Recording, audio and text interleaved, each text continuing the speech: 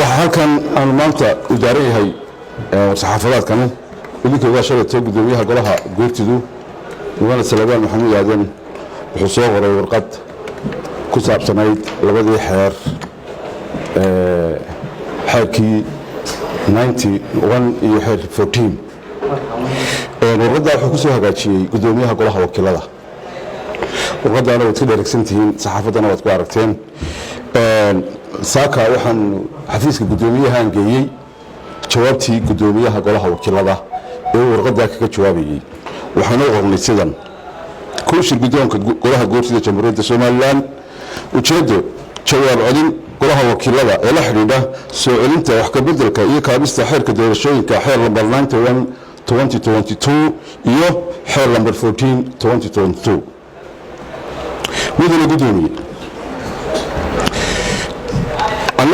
أنا قلت راعينا ولكن وجدوا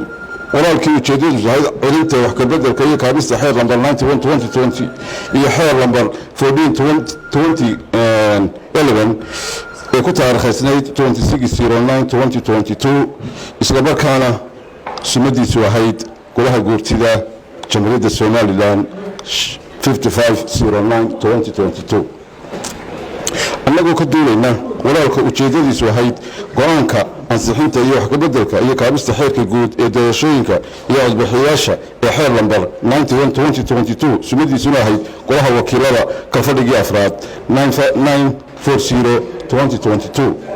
isla markaana ku taariikhsnaa 20kii bishii 9aad 2022 qoraalka ujeedadiisu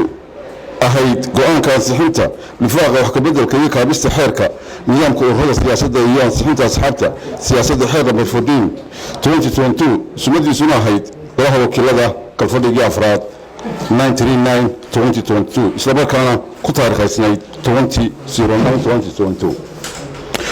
anagoo tixraacina qoraalka soo jeedinta ee taliyaasha sharci ee golaha wakiilada ii soo gudbiyeen ee la xiriira arrintan qoraalkii baan akhriyeena ay soo jeediyeen haddaba anigoo gudanaya waajibaadka gudoomiyaha golaha wakiilada ee ku tilmaaman qodobka 8aad farqadiisa 10aad iyo 16aad ee xorosaadka golaha wakiilada xeer lambar 01 2021 isla markaana tixraacaya qoraalka ujeedadiisu tahay celinta oo raaciisu kor ku xusan yahay waxaan halkan ku soo gudbinayaa jawaab celintii sharci ee golaha wakiilada ee la xiriira qoraalka soo celinta xeerka kor ku xusan golaha wakiiladu wuxuu si waafaqsan qodobka 76 ee dastuurka u gudbiyay golaha guurtida xeer ku ansaxay go'aan gole golaha wakiiladu isagoo ka duulaya qodobka 7aad farqadiisa koowaad oo dhigan sidan labada gole ee baarlamaanka waxaa la isku yiraahdaa golaha wakiilada iyo golaha guurtida mid waliba mashruuc sharci uu ansixiyay wuxuu u gudbinayaa golaha kale si uu la eego talooyin uga siiyo golaha wakiiladu isagoo gudanaya waajibaadkiisa ku xusan qodobka 78 farqadiisa koowaad oo u dhigan sidan mashruuc sharci kasta oo aan ahayn kuwa maaliyadda oo golaha wakiiladu aqlabiyad ku ogolaado waa in loo gudbiyaa golaha guurtida haddaba maadaama golaha wakiiladu si waafaqsan qodobka 78 farqadiisa koowaad ee dastuurka ugu gudbiyay golaha guurtida wax ka bedelka iyo kaabista xeerkan golaha guurtida waxa u banaanayd si waafaqsan qodobka 78 xarafkiisa ba ee dastuurka in uu ogolaado ama wax ka bedelo soojinta golaha wakiilada labadaas u banaanayd sidaa awgeed qoraalkan soo celinta ee aad u soo gudbisay golaha wakiilada ee sumadiisa iyo taariikhdiisuba kor ku xusan tahay ma laha aasaas sharci sababahan awgeed qoraalka soo celintu kuma dhisna qodobada faahfaahinaya habraaca xeer dejinta ee ku tilmaaman qodobka 77 farqadiisa koowaad qodobka 78 farqadiisa koowaad iyo labaad ee dastuurka qoraalkaaga soo celinta waxaad ku sababaysay qoraal dacwad ah way 46 mudane u soo gudbiyeen golaha guurtida taariikhdu markay ahayd 20 bishii 9aad 2022 islamarkaana ay kaga cabanayaan habraacii golaha wakiiladu ku ansixiyey wax ka beddelka labada xeer. haddaba golaha guurtidu ma aha hay'ad garnaq golaha guurtidu ma aha hay'ad garnaq ee waa golaha labaad ee xeerdejinta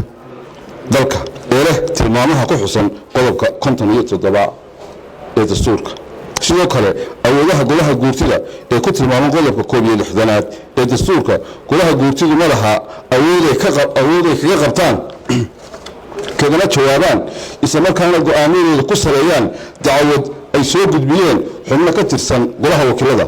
waxaa si awood u leeyihiin inay dib u eegaan xeerarka ay soo gudbiyaan golaha wakiiladu si ay ula eegaan talooyinka ay uga bixiyaan si waafaqsan dastuurka. 3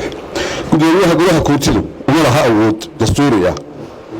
iyo mid ku tilmaaman qodobka 4 ee xeer-hoosaadka golaha guurtida oo kaga go'aan gaaro habraac xeerdejineed ee labada gole, balse habraacyada uu golaha guurtidu